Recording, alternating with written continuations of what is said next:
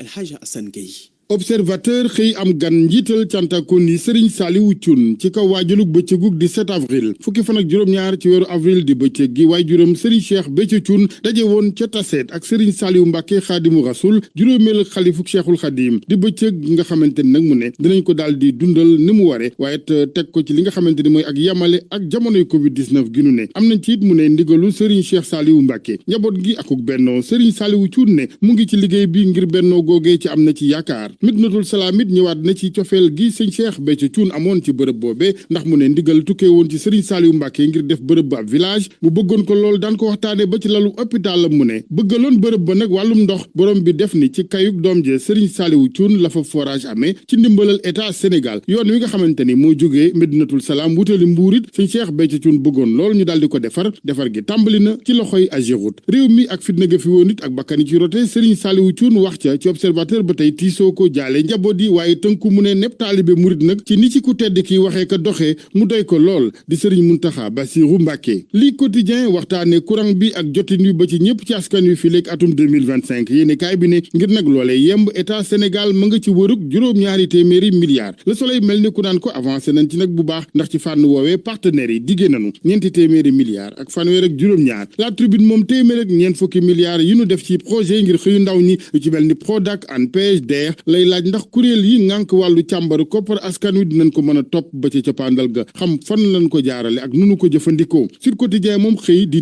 nit programme bi nga xamante ni mooy bu njiitu réew mi jëm ci wutal ndaw ñim xëy ak anam yi nga xamante ni mooy wàllu emploi fast track yéenekaay bi dikkaat ci jëmu geneen gi président bëgg a jox yenn ci pàcc budget état Sénégal ngir xëyu ndaw ñooñee lu toll ci ñeenti téeméer ak juróom fukki milliards tukkee ci ngir diirëb ñett ci at téeméeri ak juróom fukk ne ay milliards ci at mi di lu mu xamle moom président de la république ci kàdduy 3 avril am yéene bi di ci weer wi rek juróom benn fukk ak juróomi junniy xëy dal di feeñ ngir ndaw ñi enseignant chercheur bi ca université Cheikh Anta Diop ba teg Sud Quotidien di Serigne Thiam moom ne gëmul mu yomb nag ndax lu waay réussirul ci 9 ans du yomb ci ñetti at Tamba Danfakha coach formateur accompagnateur ci wàllu projet ne jafe-jafe bi njëkk bi ndaw yi Sénégal am mooy dañ dul joti xibaar yi war yépp ci wàllum recruter gi ba ca toppit mu ne ci wàllu tàggat gi ñu bañit di leen ba ñuy tasaaroo waaye ñuy bennoo ko booloo ca boole seen mën-mën ak am-am Tamsir Faye njiital ANPEJ moom jàpp ne jafe-jafe bi bokk na ca kuréel yi nga xamante ne ñoo yittewoo xëyu ndaw ñi ku ca ne da nga toog sa ruq moo tax mu ne xalaat ak taxawal guichet unique ci diwaan yi xalaat bu am solo la bu ko defee ñu dajalee lépp Tamsir Faye gis ne état bi war na jokkoo ak ñi nga xamante ni ñooy PME yu sérieux yi nga xamante ni ñoom ñu ngi taxawali xëy ñu des ak ndaw ñi ak yéenekaay bi di laas mel ni ku leen di tiital ak ngóor jigéen ndax ñu ne États-Unis yëgloo tina ci wàllu àq ak yelleef ak dagandalu ngóor jigéen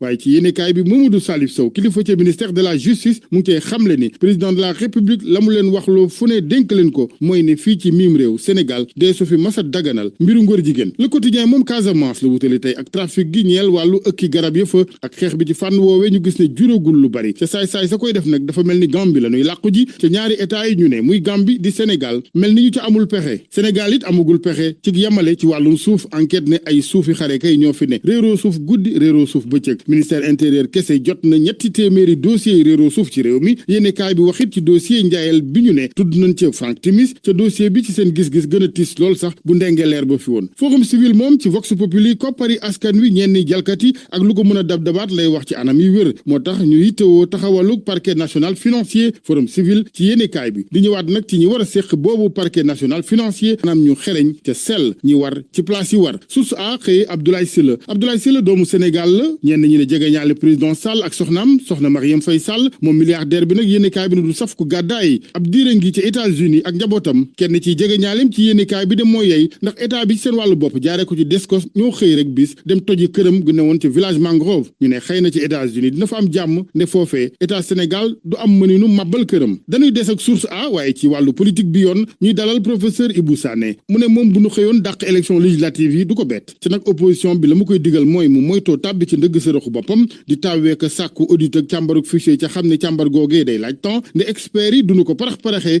ngir bañ ñoom it ku leen ŋàññi ëllëg sport gi sunu làmb xëyee face à face gëwoon Ama Baldé Modou Lo mujjee ci làmb ju tas ay grenade lacrymogène tension fu ne xew a yàqu Diène Kaïré moom gàcce ngaalaama moom bàyyi ja Boy Kaïré ci sunu làmb di xamle ne léegi ña muy visé mooy mbëri ci kaw